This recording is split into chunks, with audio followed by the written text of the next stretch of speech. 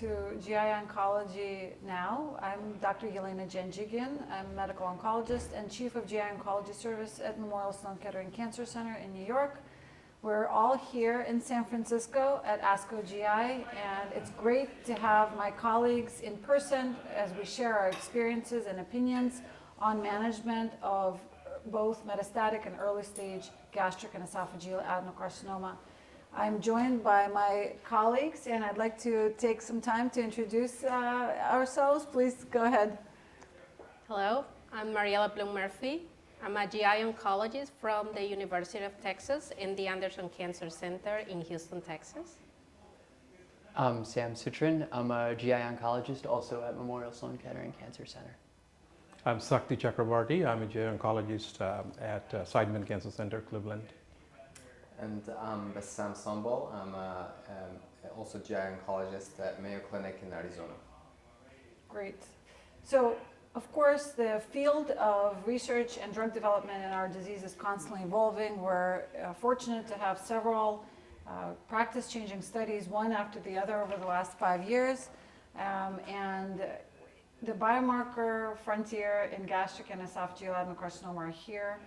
So it would be great to hear from us and today from, maybe you can kick us off on, what do you tell your patients when they see you in the clinic? How do you explain what a biomarker is, and how do you get them to agree to get this done? To get it done, yeah. I mean, I think it's, I mean, as you mentioned right now, if we get, I always tell patients, you know, if you have 5 patients with gastric or esophageal cancer coming into the clinic, at the end of the day, maybe each one of them will end up having a different regimen.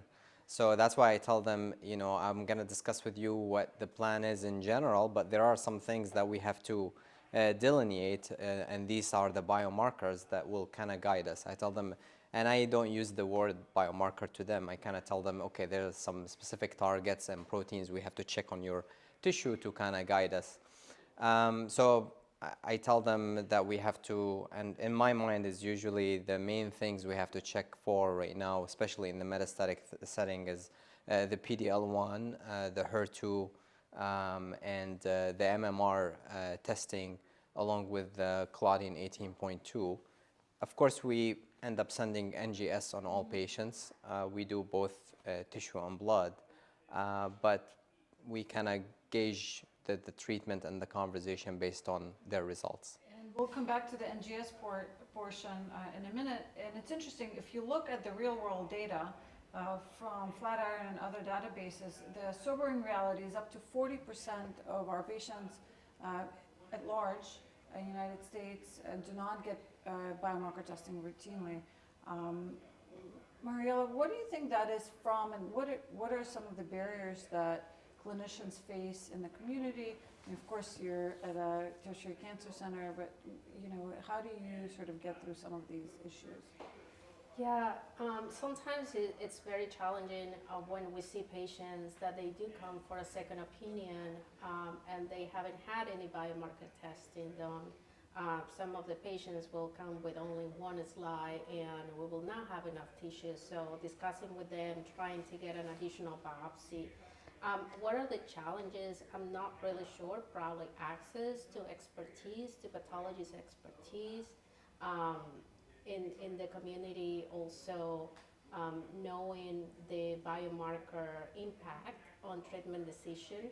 I think it's important with the new advances and how the field is evolving and the rapid changes. I think keeping up with the knowledge and these protein reports. So I think it's important in conversations like these will help. So it is definitely important for our patients to have these at least 4 biomarkers done at diagnosis in the advanced disease, because it does impact the treatment. Sakti, when you see a patient in the clinic and they come in symptomatic, you perhaps already have the port in, or the port can go in 2 days later. Do you wait for PD-L1 testing, HER2 testing, MSI testing before you start therapy, or what do you do? So that's I think a challenge for all of us, I think. And that depends like case by case. I think it is reasonable to start with chemotherapy alone, and then as the biomarker results roll in, we add or modify our treatment. I think many clinicians do it, and that's the right thing to do. But what I try to impress on our patients that the esophagogastric cancer is a biomarker-rich disease. So, and I tell them up front, gastric cancer in you will behave differently in gastric cancer in somebody else's body, or X, Y, and Z. So although it is gastric cancer, it's a common name, they behave differently. So we need to figure out the character of your tumor. So sometimes, and I do believe that biomarker testing is important.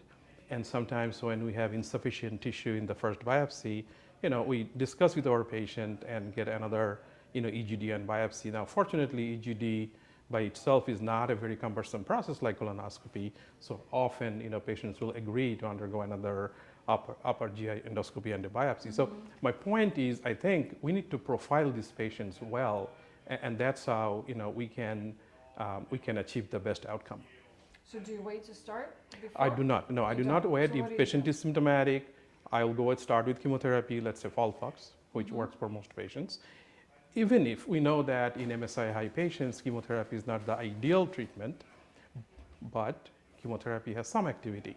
We know that from colon cancer studies and other studies. So once, let's say, if the patient comes back as MSI high, now in our center though, we have reflex HER2 and MMR IHC testing.